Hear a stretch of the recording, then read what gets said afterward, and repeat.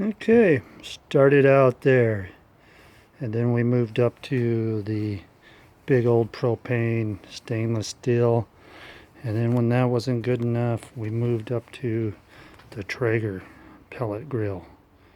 Love it. I would recommend that to anyone. But now I'm ready to do something bigger, and got an event come up where I'm going to have to get some serious ribs done. So now I decided to go to this. Ta-da! My first ugly drum smoker.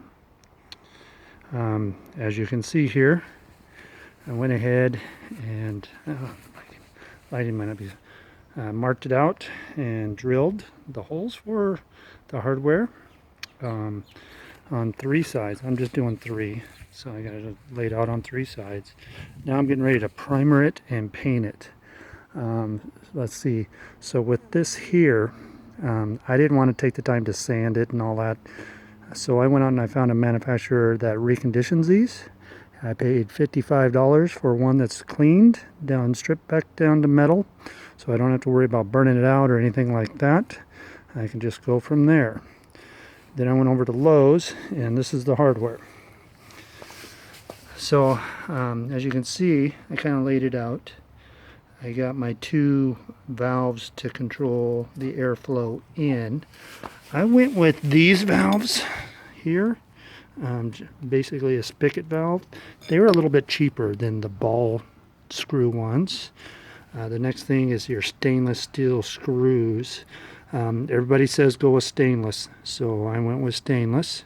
Got 2 different sizes, 2-inch and 3-inch to use. Then I got these here.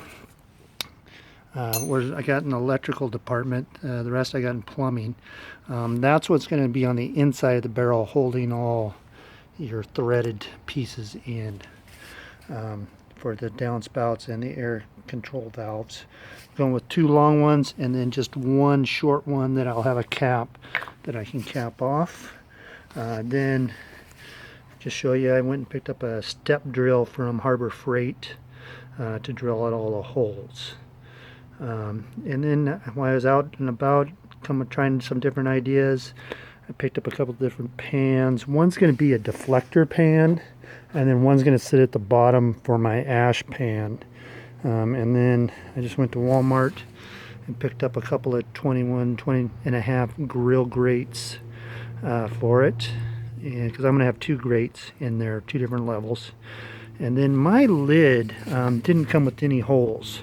So I'm going to have to drill it out. The next step is to drill it out for 4 elbows that I'm going to use for my exhaust out area. Also had the lock retainer, but I won't use that. And then a handle I just had laying around in my garage that I'm going to put in the center. So far, all told, excuse me, I've got about 200 into this project. I haven't began to look at how I'm going to do my charcoal basket yet. Got a couple different ideas that I'm going to use. One is making it out of the expanded metal like a lot of people do. Another one is just taking an old grill and like an old Weber style, but the smaller one, and dropping it in the bottom. Cut off the legs and then just set it down in there. Not sure. I've also heard of people using a strainer for like noodles and things like that, just dropping it in there. But I'll see what I do at the end, and I'll update you as I go along. Now I'm going to primer it and then just paint it black. Eventually get some stenciling and call it my Ribolizer. Ribolizer. Anyway, that's the hardware and the barrel. You could probably get away with cheaper, but this is the way I'm going until I get it to the next step.